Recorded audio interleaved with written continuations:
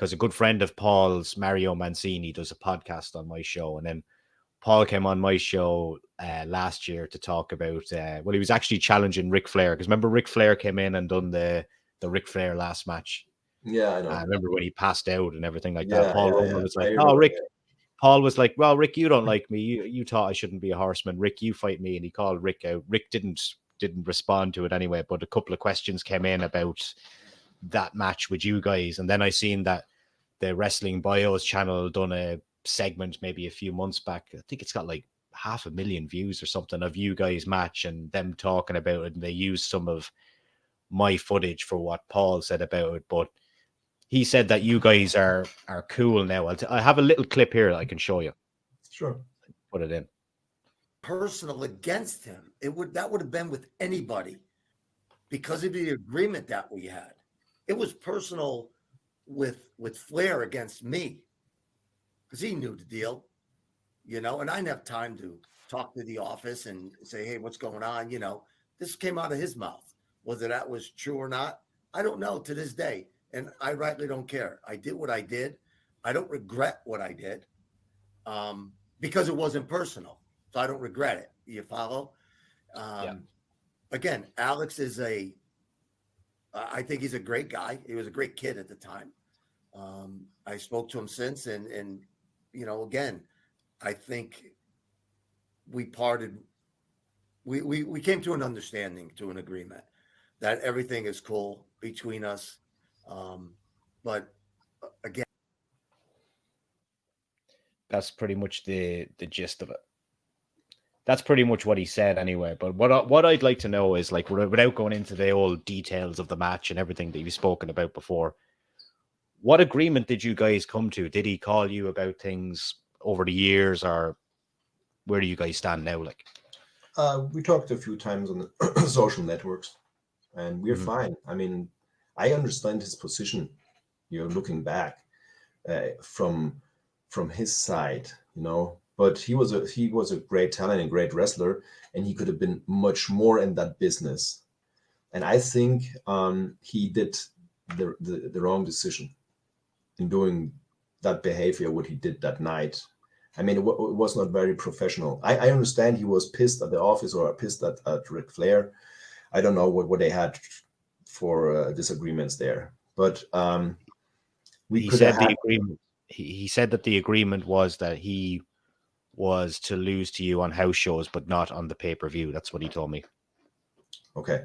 Well, the thing is, in this sport, especially as a heel, you lose many, many times. You lose more matches in your career most of the times than you win matches.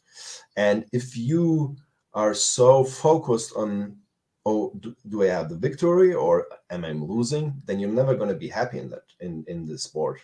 You actually have to see it. What kind of match do I present the fan? How can I make them happy? Let's do the best we can do in the ring. And then if you separate yourself from that thinking, oh, I'm going to win and I'm going to lose or whatever, then you're much happier in that sport. Yeah, I understand, Paul. Nobody loses. How you say in English? Gerne. Everybody doesn't want to lose, of course. Yeah. But that's sport entertainment, okay? And I think if he would have sat back and thought a little bit about it, then he would knew that we both could have a great match, because we had a great match in Germany, the first match on the house show and then on the German tour.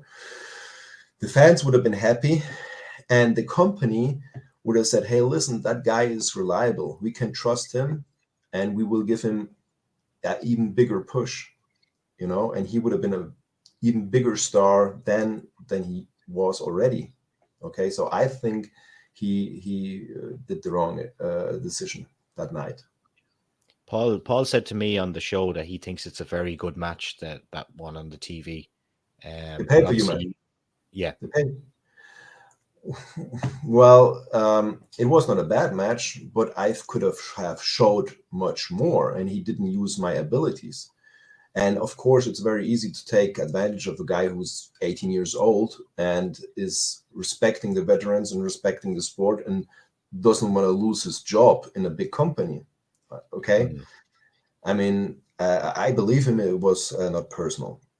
I understand all that. I understand him, don't get me wrong, but I still think it's sad that the sport lost a talent like Paul because of the behavior at that night. Because if we would have had a good match or an even better match, because the office knows what the abilities from us both was at that time, all the backflips and stuff what I could do, and I think if they would have been happy, he would have had a long career in WCW or even went probably in WWE then, who never knows. But that's long ago. I mean, like I said, I'm Yeah. cool with Paul. I understand the business, so Yeah. that's fine. So just one more on that then. Did you guys, I remember we were on about you don't really plan the matches, but you plan the finish. Did you have any discussion that day about what way it was going to go?